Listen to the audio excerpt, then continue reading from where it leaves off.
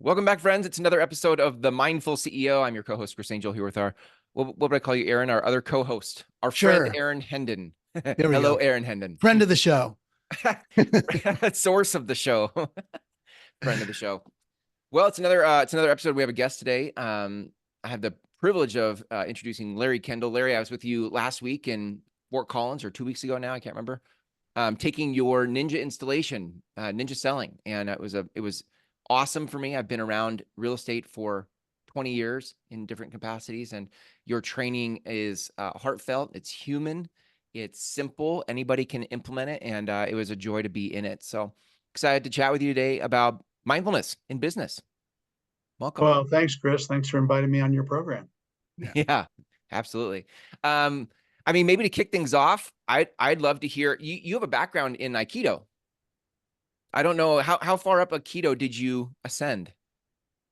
I wish I ascended further. No, I was basically introduced to Aikido by a guy named Thomas Crum at the Windstar Ranch in Aspen, Colorado, back, now 40 years ago, would that be 40 years? 1984. Yeah. Wow. And really, I love Aikido because it's a nonviolent martial art. And the philosophy is you look at an attacker not as an adversary or an attack. You look at it as a gift of energy. And they're bringing energy to you. And how can you blend that energy and harmonize that energy so that you can neutralize the attack without hurting the attacker? And I kind of use that if somebody is attacking me personally or angry with me or something like that. I don't look at it as an attack. I look at it as a gift of energy. And how can we harmonize our energy and learn from each other? Yeah. It sounds like, I mean, Aaron, you and I have talked about mindfulness and the tenets of mindfulness. I mean, that sounds just like that's just all mindfulness stuff. Yeah. For you to be present to someone's attack and have the presence to think about what's happening and move with it, which is my understanding of the practice of Aikido, using the energy and moving with it. Anyway, I just can't think of something better to start the show with. What? Yeah. I just a thought that came up, Chris, when Larry was saying, first of all, I was like, okay, I'm done. Because that's what I need. I just felt like that's what I needed to hear. Right. One of my English teachers was big on Aikido, and I never got, it was in high school. And I didn't pick up on that idea, but that really does sound like, it's not good or bad. There's no value judgment associated with it. I'm just present to energy. And then there was a thought that came along with it, like, and I've been grappling with this, especially recently, given the state of affairs in the Middle East. We don't put any energy, obviously people that are blown up in a suicide bombing it's tragic. I mean, it's just tragic. There's no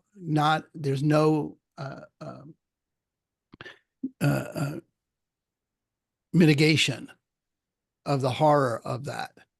And what we have no energy on and don't think about is, what happened to the person that strapped the bomb on their chest that made it, that was the path. That was the opportunity, that looked like an opportunity, and the suffering that person's in. And when Larry was speaking about using, someone's attacking you and you're using that energy to harmonize, is freeing that other person, because that other person, babies don't hate. Got to teach someone to hate. You're not born hating. Yeah. No one hates until they're taught to hate. And so there was a moment, Larry, when you were speaking, where I just got really moved by the opportunity to harmonize, to free that person from their suffering in your response. And because you said being attacked, and I don't think you mean physically attacked. I think you mean like online, someone's, countering your view or they're being shitty about how they're saying it. But at the same time, that's clearly evidence of their suffering. And I had never really heard that way, like the opportunity of that. So that's why I thought, okay, well, I'm done. I got my takeaway. Aaron, that was beautifully stated. Thank you. Yeah. That makes me think of mindfulness then. I mean, there's this concept of mindfulness and then a practice of mindfulness. And I'm curious, Larry, for you, like how do you hear the word mindfulness? Like, what does it mean to you, conjure for you? I think a couple of words come up for me when I think of mindfulness. One of them is focus. Mm. The other word is presence, a focused presence. Hmm. Uh, Not letting your mind drift into the past or the future, but be present. I always say, you want to have a what I call a non-anxious presence. Hmm. I think that's the most focused, most powerful presence when you're with another person is a non-anxious presence, Hmm. and that's what it means for me. I work to do that when I'm with a client, and especially going back to what we talked about earlier, if you're being verbally attacked, or if there's a controversy or there's a misunderstanding, Hmm. to not get caught up in that, but to maintain your non-anxious presence and find the kind of where is that person coming from. Hmm. Look at their their words as a opportunity rather than an attack. Hmm. And how can we learn from each other? How can we harmonize with each other? Again, all of that has to happen in the present. Mm. You have to be present for that to happen. Do you find that you bring certain practices to that, or is it just sort of non-conscious for you now? Like you just are showing up mostly present to everything? Well, I think it's easy to get pulled off the presence path into the future, into the past. That's easy. I think it's natural. I think that there are certain practices that you can do that will help keep you in a proper perspective of life, and where you're mindful and you're present. I think your daily routine, your morning ritual, is a very important part of that. I know it is for me. My morning ritual starts with gratitude. I think gratitude is a very powerful energy. Um, Gratitude is a little bit of the past and a little bit of the present. I'm grateful in the present, but usually I'm grateful for something that was either started or continues from the past. Mm-hmm. So I think that having a good morning routine, a good morning ritual, uh, we've all heard the most important hour of the day is your first hour. How you start your day determines kind of the direction you're going to go, Yep. and I think that's really important. Do you think I can think of times in my life where I have said, okay, I'm going to do this thing called a morning habit. And then it shows up like Chris relating to the activities as activities to do until it's like, I'm kind of bored of those activities. And not really moving into a place of presence and ownership of those activities. Like how have you really embodied, or is it just repetition? Is it just you just do it long enough until the chatter about it being boring goes away and then or is there something you do to move it into a really embodied experience for yourself? Well, I think after a while it becomes a habit, just like brushing your teeth. And I think you need to embrace and actually celebrate the routine and the mediocrity, if you will, of it. Hmm. That's part of it, So I don't even think about it anymore. When I wake up, to give you an idea, before I actually get out of bed, I lay in bed and give thanks. I Gratitude moves you into a positive energy state, and I want to be in a positive energy state before my feet hit the ground and I start the day. So managing your emotional energy is important, and you have high energy, low energy, positive energy, negative energy. You end up in 4 energy quadrants. The most powerful are high positive and low positive. High positive is the energy quadrant you want to be in when it's time to perform. When you're meeting with a client, you're teaching a class, low energy, low positive energy is the recovery quadrant. It's where you know, recover your energy, you rebuild your energy, and so on. And so I want to be in those positive energy quadrants when I start my day. And so I'll do gratitude's a great way to move into the positive. When I get up, I have the first thing I do is I start a pot of coffee, and I do a series of calisthenics, which take just about the length of time it takes to brew the coffee. And so then I'm done with my calisthenics, and I get a cup of coffee, and I sit down and I write my affirmations and 2 personal notes, which is part of the ninja routine. Yeah. And, that's when I got that done, then I typically will either go for a walk with my wife. Typically it's 2 miles around our neighborhood. We live on a lake, around the lake. Or if it's in the wintertime, I have my bike on a trainer, and I'll ride my bike and listen, and not listen. Sometimes I'll listen to books, but usually I read the Wall Street Journal. Isn't that great? Yeah, I love that. Yeah. And I've done that every morning for as long as I can remember. So great.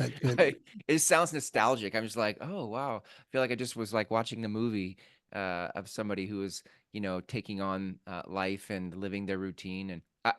And I also love the embracing, what'd you call it? Embracing the mediocrity of it, or Yeah. The mundane. Embracing yeah. the boredom. Yes. Yeah. But the way you described it did not sound boring to me. Aaron, Yeah. go ahead. Sorry. Chris, you were talking about,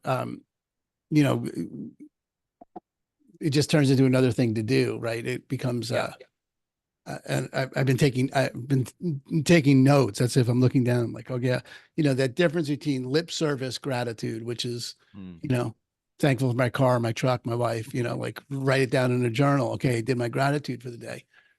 Right. Versus embodied practice, which is, I think, the word you use, Chris, an embodied experience of it.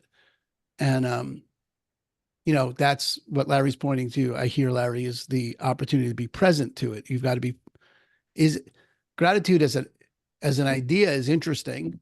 And it lives like, losing weight, eat less, exercise more. I know that, like in the domain of knowledge versus the domain of experience. And can you tune into what gratitude feels like in the body? Are you present to gratitude? Are you authentically grateful, or are you not? And you can't, you're not fooling yourself. You're either in that high energy state or you're not. And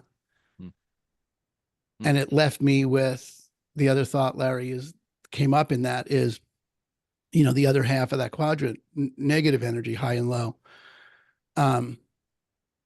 Those are equally critical spaces. You can't get the high, low, positive energy without the low, high, low, negative energy. They don't exist. They're only in reference to that. It's the yin and the yang of it. You get to notice, I'm in a low energy state. I'm in a low negative or a high negative. High negative is fairly easy to notice, and that's the opportunity, the noticing of that is the mindfulness part. Is like, oh, I notice that I'm in this space. And then when you notice it, you can do something about it. You can go, okay, this is, what's here now. And I think people miss that. They invalidate the negative spaces and they gloss over it. You put icing on mud and you pretend it's a cake. Right. Versus, no, I'm actually really upset about whatever. And, I'm really scared I don't have any deals in the pipeline, or I'm really upset that my wife said whatever she said, or whatever, right? The client, this situation is this way.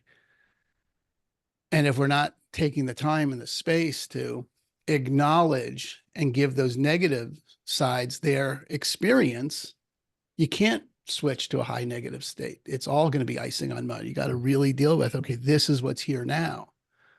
And I think people, it's in the hustle culture and the grind, that we're taught that those things don't matter. Shut up and make the dials. And I don't think that's useful. I think you got to give those things their space and acknowledge them and let them be. And when you can let them be, they'll let you be. That's the sort of the trick there. So all that, Larry, came up inside the practice. And I love that. I've taken that on too. And before I sleep, before I go to bed, I'm fairly conscientious about making sure I have the experience of gratitude as I drift off. Like it's usually just grateful that I'm in a warm, dry bed. Because Aaron, you said, yeah, gratitude is more than just a thought. It's an experience or a feeling. True gratitude at a deep level is a feeling or an experience. You experience it, and that's very important. Yeah. Yeah. You can't move on until it's the experience. Otherwise I love my wife. Okay. Thanks for writing that down. That's one of the places that people get hooked, or that's why it gets boring, is because you're not doing the actual work. You're just giving it lip service. So of course it gets boring. It's like if I have my kid clean the bathroom, or if my wife has me clean the bathroom. Apparently we just had this conversation this week, and she's like, that's not clean. I'm like, but I spent time cleaning it. She's like, I don't care. That's not clean. There's clean and there's not, and that's not. I don't care if you spent time doing it. You didn't do it, and I was angered by her rightness, not righteousness, just her rightness about it. It was like, fuck, she's right. I really didn't clean the bathroom. But my teens are masters of this, but I cleaned the kitchen. No, you didn't. Look, I saw you spend time in there. I saw you do things, and it's cleaner. Okay, I'll grant you that there's a dish in the sink. Dish in the dishwasher that was in the sink. Congratulations. But there's, did you do the real work? Yeah. Right. I used to have, when I had the bakery, it reminds me when I had the bakery, we had a closing checklist, because you have a closing checklist. And one of the things in the checklist was you mopping the floor, but it was mopping the floor with the intention of the floor getting clean, not just saying I mopped the floor. That's great. You have to mop the floor with the intention that the floor get clean. And I think that's the key word there, Chris, is intention. Is, are you do these gratitude practices with the intention of experiencing gratitude, which is really different than doing a gratitude practice. Any of the ninja practices, Larry, I think you'd agree, has to be the intention that it shows up in reality. Yeah, it's exciting, Larry. I love it. And I do a 10-minute mindfulness gratitude meditation every morning on Facebook Live. So for people, just for that exact reason, that we're going to start our day with that vibration of gratitude. And I have found 10 minutes a day is sufficient to have that vibration, that frequency, that experience be present, is 10 minutes. Yeah. Love that. Beautiful. Yeah. Yeah. Very cool. Maybe if I can shift the conversation a little bit, I'm interested where mindfulness meets selling, or mindfulness meets business. Aaron and I often talk in the show about just there are these two different worlds. You've got the world of mindfulness and you got the world of business. And that to get beyond the transactional nature of it, to be able to actually do business mindfully. I don't want to say it feels like an infinite game. There is no destination or a moment when I win the game called I now have won mindfulness in business. It's, it's a game we can keep playing. And I know you had brought up before we hit record infinite games, and we love that conversation. I'm curious where you see mindfulness showing up in the space of selling and growing a business. Well, I think if you step back and ask, why does business exist, or why do we exist in sales? Why are we here? We believe that we are here to help people go from the life they have to the life they dream about. Now, if you happen to be in real estate sales, which I am, then one of the ways we help somebody go from the life they have, which is where they're living now, to where they dream about living. That's why we exist. And that's our mission, is to help them. go from the life they have to the life they dream about. Maybe it's somebody walking into a fast food restaurant, and where they are is they're hungry, and what they're dreaming about is being full. Okay, well, you're going to serve that need. That's why we exist, I think, in business. That's our philosophy. We don't exist to sell people or to extract value out of somebody. We exist to create value for them. And the way we do that is by helping them go from the life they have to the life they dream about. What we have to do then is figure out, okay, where are you and where do you want to go? And then do we have a solution to help you get there? And can we build a bridge to that solution? That's why we exist. And so it's all about service. It's not about selling. And that's our mindset. It's great. So good. When I got into real estate, I did not get into real estate in 2001 because I wanted to serve. That sounds a little, maybe that sounds, I don't know what that sounds like, but sounds I don't think normal. I don't think it's uncommon. Yeah, I got totally in normal. because I thought, I don't know where I fit professionally. I got to make some money. People are saying you can make good money in real estate. They also say you can control your hours. I mean, I made the decision to get into business for serving me. And I don't think that's uncommon in the space of anyone getting into business, real estate or otherwise. I think people get into business to own their life and their income. And so it's this interesting, like, dissonance between, like, wait, I'm here to try to do something for me, but it's a whole different thought process to be like, how do I help them get from here to there? Like, it's just a different place to come from. Yeah, well, I think, unfortunately or fortunately, I would say most people get into sales or into real estate for the reasons you mentioned, Chris. Yeah. They want to make a living. They've heard that they can make good money, et cetera, et cetera. They're taught training systems which are more of the grind. Our philosophy is very different. And what we found is, the more people you help go from the life they have to the life they dream about, the more money you make. Money flows to value. It's a basic economic law. The more value you're creating, the more money you will have. The more you give in value, the more you'll have. So we end up at a similar spot in the sense that both strategies can be successful if you define it as, and if how you're keeping score is money. But I've found that it's more rewarding. I believe, at least that's the path I've chosen, and a lot of the people in our training have chosen, is to go down the path of helping others and serving, not selling. And if we serve well, we'll have plenty of money. I think it's interesting. One of my partners, Chris Doyle, who's very, very successful and has a fabulous income because of it. But he talks in terms each year of how many people he served. I served this many families this year. I served this many clients this year. He doesn't talk about how many units he did or how many transactions he did or his dollar volume. He talks in terms of how many people he served. And that's his mindset.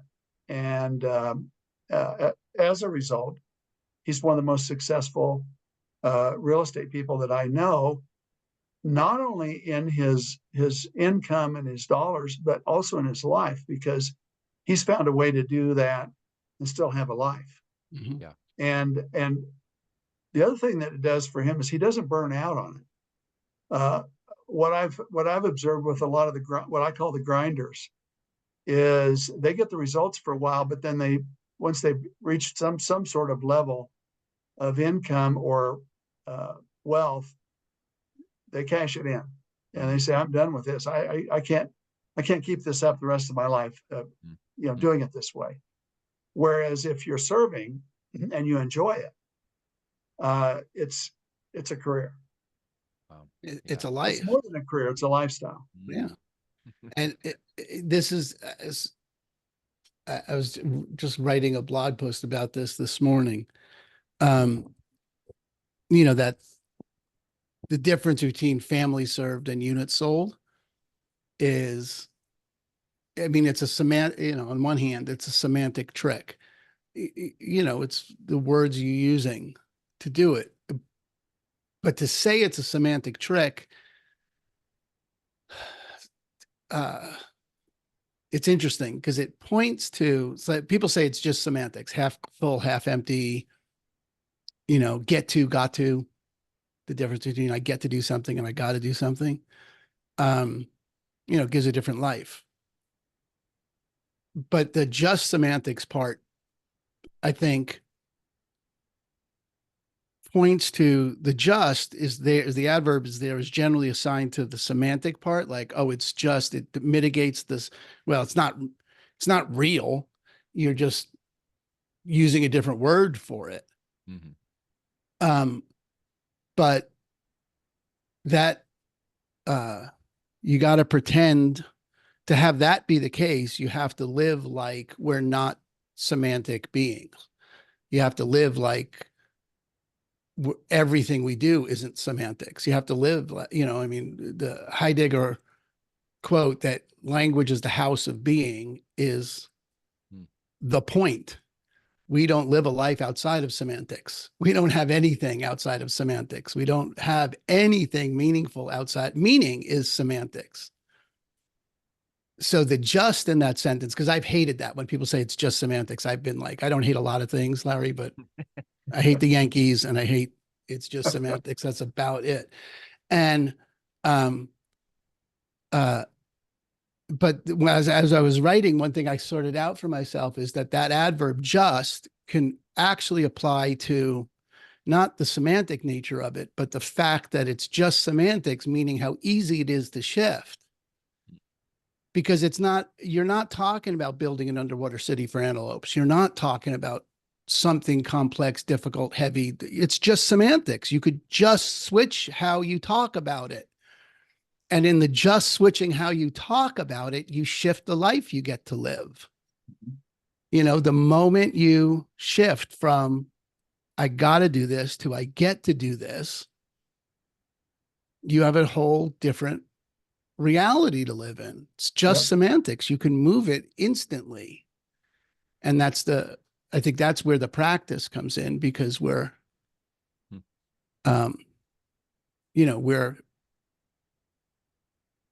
system one thinking is fear-based, is survival-based, is we're going to default to survival-based thinking. It's not a problem. That's the default. That's the machine. It's not a bug. It's a feature. It's the way we've been made. But we're beings that think and know we're thinking. That's a whole different creature. Dogs just don't know they're thinking, don't have any of that. We know we're thinking. We can shift from system one to system two by slowing down and being mindful. So I think that's, Larry, that's really potent how you put that. I thought that was really impactful to get it that way, to get it held that way. So it's just semantics. I'm really beginning to shift my hatred for it's just semantics by just simply moving the object of the adverb from the semantic part to the effort part. You're semantically shifting it. I am semantically shifting it. Because I have had it as a default, like when people say it, right? It's always bugged me. It's always like, please, like what isn't semantics? Yeah. Larry, I'm curious what, if you think about, I'm sort of borrowing this, your wisdom and expertise for Aaron and I here. But I think that the question I want to ask is relevant to anybody who is in business and mindful and says, I want to create my purpose, my infinite game. I want to invite people into my infinite game, but I don't have a product. I have a vision. I have an idea. Aaron and I have a vision and an idea that there is a community of mindful CEOs walking each other home in the work we want to do. But I think Aaron and I have wrestled with what's the product. Real estate has a product. I can help people get from here to there because they don't have the house they want, and we help them get the house they want. Or in your example of hunger, I'm hungry, so I go to a restaurant. But Aaron and I are like, there's this very wispy sort of way to grab what it is that we're trying to help people from here to there. And at least for me, I'm just putting my thoughts on loudspeaker, Aaron. It's hard to think, what is the product I'm helping them with? How would you coach someone who has a vision and an infinite game to play, but doesn't know what the product is they're selling to help them move from where they are to where they want to go? Well, Chris and Aaron, not knowing knowing just a little bit about the path you're on and the path you're wanting to help others get on. What came up for me is what your product is you're offering what I believe is meaning for people, purpose and meaning, purpose in their life, meaning, living a purposeful life, a meaningful life. I think that rather than getting caught up in the swirl of business and the swirl of family and all of that, which is important, but what is the purpose in all this, and what is the meaning? And finding purpose and meaning, I think, is that was my takeaway after you and I had dinner, and you explained, to me what you're doing, and I said, well, your product, if you will, is helping people find purpose and meaning. Now, maybe I'm off on that. No, I think that resonates. That's, yeah. I was just too close to the project. It's hard to see it, because at some point, at least for me, it's like, do people, on one hand, I can answer that, say, yes, of course, I know people want purpose and meaning. But then when I feel like I'm trying to put it in something somebody can see and be like, oh, product, a purpose and meaning is a thing that I can acquire with you, that it becomes like this, it's been an interesting journey to try to explain that to people. And maybe I've been trying too hard to explain it in ways that aren't just direct. Like, hey, do you want more meaning and purpose in your life? Like, I have a process for that. Yeah. I mean, that's interesting. It's funny. I'm reading Dan Harris's book, 10% Happier. And Dan Harris is an ABC correspondent, was an ABC news correspondent, and he's got into meditation and wrote a book called 10% Happier. And he came to the name of the book because people were giving him shit about meditation. If you imagine, the high pressure world of news correspondence and what it takes to get on the air and craft a story and the competitive nature of that. And he spends at least a quarter of the book describing that,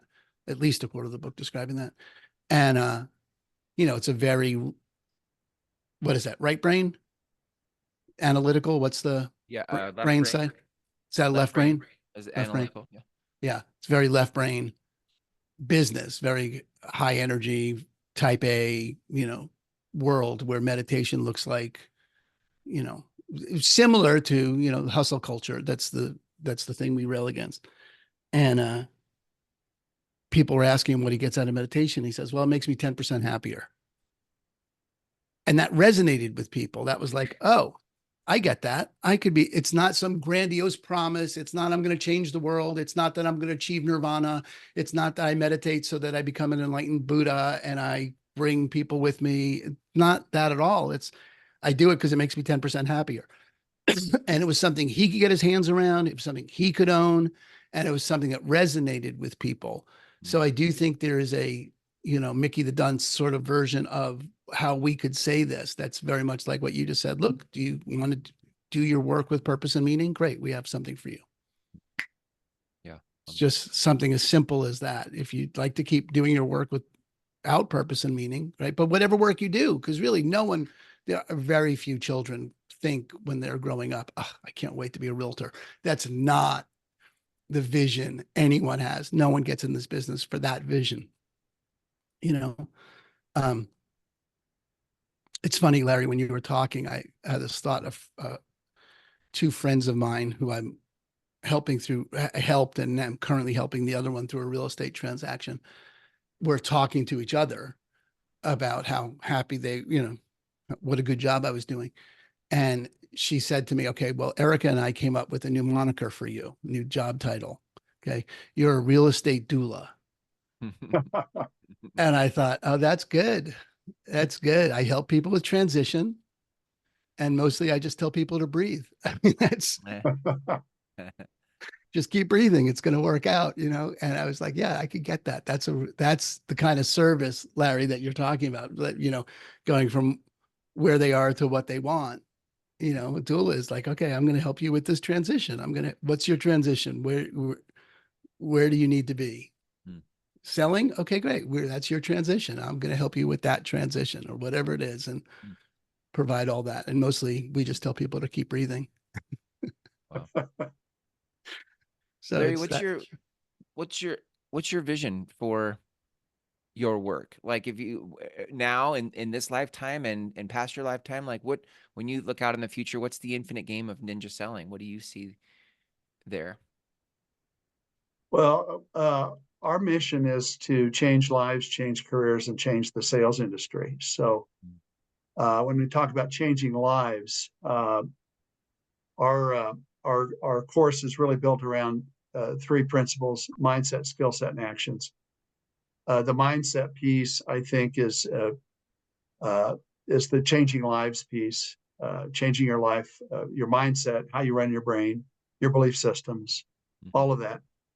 A lot of the conversation we're just having right now, very, very important. And you know, being present, having meaning, purpose, all of that, very, very important.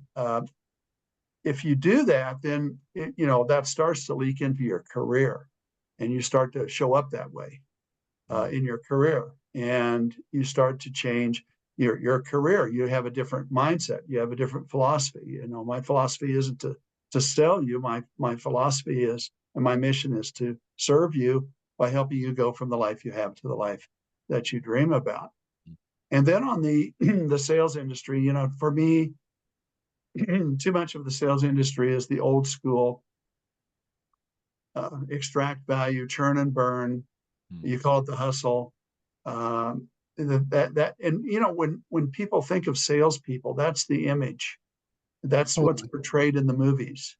That's why so many people don't want to be in sales or don't want to go into sales, or they'll go into sales to make the money so that they can get out of sales and go do something else.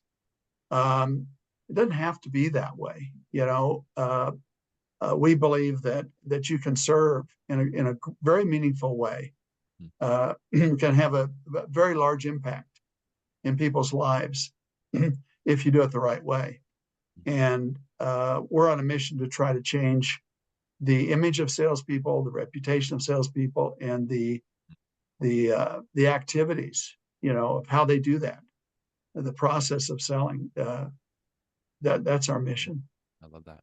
Yeah. I know your background was real estate and ninja selling, the installations full of real estate people. Do you have this type of training now adapted for this other industries and sales besides real estate? Yeah, we've had a lot of different industries come to our training, even though they're not in real estate, they're in other areas. Pretty much everything you could imagine. A lot of it, obviously, in sales, you know, whether it be automobile sales, private jets, yachts, art, fine art. Just had a lady sells interior design services. She's an interior designer, sells interior design services. But we've also had people that, you know, an owner of a very large engineering company, and he says, you know, your training is basically a life training about how to live your life, and it's also a communications course, how to communicate. Yeah. And so just this year we developed a one-day course for any area of sales, not specific to real estate. So we delivered the first course in April. Nice. Interestingly, the largest group in that class were tractor salesmen for John Deere. Wow. No, we also had engineers in there. So yeah, we do now offer a one-day course for anybody in sales.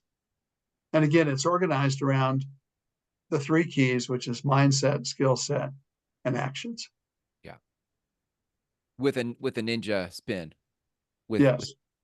with your philosophy. And because it is, you have a very defined system. It's very clear. It's also very simple, which I appreciated. Like you said multiple times when I was in the training that, anybody can do this. Like the reason it works is it's not dependent on you being tech savvy. Like anybody can do this. And I think underneath all of that is also the philosophy of helping people. Like everything in the defined actions and skill sets that you're teaching are behind that is helping people. Is a Yeah, philosophy. absolutely. The mindset part we've talked about. On the skill set side, the thing that I think is different about Ninja is we ask a lot of questions. Mm-hmm. Again, we ask questions to find out what the problem is, and then do we have a solution? Mm-hmm. And if we don't have a solution, we don't try to sell somebody something that they don't need. If we can identify their problem or where they are and where they want to go, and we do that through questions. So we don't make sales presentations. We have a sales consultation, which is primarily around asking questions. We say that the client should have time of possession. That is, they should be doing about 75 to 80% of the talking, which is the exact opposite of most salespeople. Most salespeople, they're doing the talking. So our approach on the skill set side is very unique. And then on the action side, a series of actions that are designed to primarily build relationships. And we believe that you talked earlier about the infinite game. The transaction itself is the finite game. There's a beginning, there's an end. But within that finite game, there's the infinite game, which is the relationship. Now, most sales people, they could care less about the infinite game. They just want to get the deal. They focus on the finite game, which is this transaction, this sale. Well, that's important. That's important to the client. It's important to the salesperson.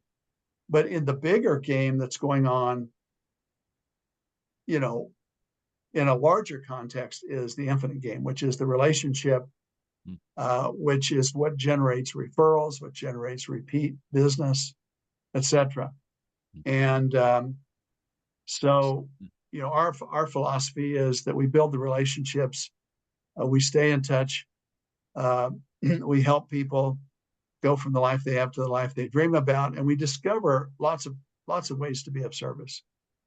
And when we do that, our pipeline is always full. Okay, I mean, you could just hear our cup runneth over. Yeah, you can hear this is. I mean, we could be talking to Michael Mayer here. This is the same. Yeah. Sure. View, or Jeff Lispious. I mean, we had the opportunity to talk to Jeff Lispious, who's partnered with Tim Galloway from the Inner Game of Tennis, and he's created the Inner Game of Sales. And same, if you want to, same thread. I mean, it's all service. The power's over there with the person. Mm-hmm. Our job is to uncover whatever they need, whatever's in the way for them, that's in their way between them having what they want and what they have now, and whatever conversations they're having with themselves that are in the way, that if we have something that will help get that out of the way so that they can fulfill on that for themselves, is, that's that philosophy. And then that whole world of, staying in touch with value. I just had a client, I just had a client taco night. We had a taco about real estate night. Let's taco about real estate. A very good friend of mine makes the best tacos, the best New Mexican tacos. And he does these little pop-ups at breweries around town. So we hosted, and it literally cost us $200. Okay. I mean, out of pocket, $200. And we invited, the database, the 3,000 people in our database, everyone, and like 7 of them came, which is really typical. And one of them brought 3 friends, which is fabulous. And I haven't seen this woman who came in 7 years since I sold her a house. Haven't seen her in 7 years. I was almost going to text her, could you please send me a current picture? Because I don't want you to show up and me not know what you look like. And she showed up, and she was just, could not have been more delightful or delighted. And she came with friends, And she just was so happy. She was like, look, you do your job so well. That's what she said to me. You do your job so well. You're always staying in touch and always inviting me to things and always taking care of me. And I literally haven't, she has not come to one event in 7 years. And we do this. I take people to baseball games and whatever, never come to anything. And, but in her mind, I am her real estate agent. She just hasn't needed a real estate agent in 7 years. And it just speaks to, Larry, that's how I would like to be known. That's how, if I could pick what my life is for, I would like people to think of me and smile. I would like that relationship. And I mean, I don't know how much money you'd have to spend on Zillow to have that happen. You couldn't do it that way. And that's really that's just resonates with everything. I love that we've had, Chris, that we've, attracted the kind of guests that we have that are so consistent with what we're building, the kind of world to let people know, what, it is possible for you to fulfill what really matters to you and not just succeed in sales, but excel. Because that's really the authentic heart of sales is service. So I love that. So good. Yeah, she was great. That's awesome. Taco. I think, Aaron, where a lot of specifically real estate salespeople are short-sighted is that the research, this was done by Harris Interactive, Americans know on average 4 people who will move this year. Yep. And so our mission is to access and earn those referrals. And we do that through a series of questions. And so often a term that is used in real estate that bothers me is, well, they're a past client. They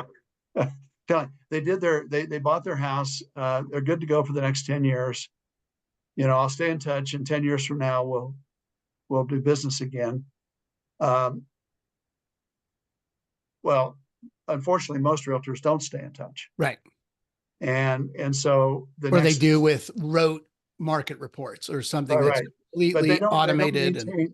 They don't maintain a relationship. Yes, that's the part. And that's the key to it. And if they maintain a relationship and they're in constant touch with those relationships, out will pop those referrals. And that's where the real magic happens and the real leverage happens in your business. And that's when it becomes fun. Yeah. Yeah. I love that. Yeah. I got committed. I was looking over, last year was a terrible, I don't tell you, last year was just a hard year in this industry. And, almost all my business was referral and it all dried up, and not because I wasn't in touch, but because people weren't moving. And then I was like, okay, well, what am I going to do differently this year? How am I going to maximize this? And am I going to, spend this money on leads? But if I spent $500 a month on taking people for drinks, and that's all I did, was just, we're going to be here at Fremont Brewery, tacos on me. And we did that once a month. How is that, I'm writing a contract today for someone who I took them to a baseball game last summer. I have $1 million house that's listed right now that is literally listed because I took him to a football game in December. It's just ridiculous, and I like football and I like tacos. So it's authentic. It's not like I don't have to make something up. And Chris, this is your leads, your love system. It's like, where are my people? My people like baseball. They like football. They like tacos. They like beer. I want to find those people. Yeah. Right. Well, Aaron, your $500 a month, Chris, you may remember this from the class 2 weeks ago, but there was a guy in the class by the name of Tom. Mm-hmm. And Tom stood up and talked about how when he came to the Ninja installation, which is our 4-day class, his business doubled. And then he got involved. He got a coach to help him and stay on the path, and his business doubled again. And then what he started last year was he devoted $500 a month to either breakfast, lunch, coffee, a drink after work, whatever's appropriate, $500 a month, and his business doubled again. It's a no, Larry, you should know, out of my big takeaway out of Ninja Selling when I read it, and this is, I don't know, gosh, 10 years ago, got to be, yeah, like one of the first books that I read when I started. So maybe it's 8 years, was never send anyone anything that they wouldn't be happy to open. Right. You never send anyone anything that's not, of real value, right? Like they wouldn't be like, oh, look, there's another email from Aaron, and that's just the key, because who doesn't want to be invited to stuff? Mm-hmm. No one's like, oh my God, another invitation. People don't want to go, but they want to be invited, Right. and they don't go. It doesn't cost anything to invite your entire 5,000 person database. They're not coming. People are like, I can't invite everyone because God forbid they all showed up and you spent $1,000 on tacos to people who would never, they're just dead leads. It's just, there's no logic to it. And it's an authentic if it's an authentic expression, but find something that is an authentic expression, Right. Yeah, there's not. Yeah. I love that. Well, I mean, we could probably keep going for hours because I enjoy this type of conversation. Larry, if people want to learn more about Ninja Selling, whether they're in real estate or not, it sounds like you have options for people outside of Ninja Selling for real estate. If they want to learn more about you or Ninja, where can they go? They can go to ninjaselling.com. That's our website. And on that website, there's a lot of resources available that will explain Ninja Selling and how to be a better salesperson, how to be a better person. So I would encourage everybody to check out ninjaselling.com. That's great. Larry, thanks for your time today. Just love who you are as a human being and what you're doing in the world to change the narrative of the conversation in sales and in business. So thanks for being here. And I look forward to when we meet in the future. Well, Chris and Aaron, thank you very much for being who you are and sponsoring this podcast and making a difference in the world. And thank you for inviting me to be a part of it. I appreciate you. It's a pleasure to meet you, Larry. I really love it. It's like meeting one of my heroes. So thank you. Thank you. All right, gang. Take care, everybody. See you next time.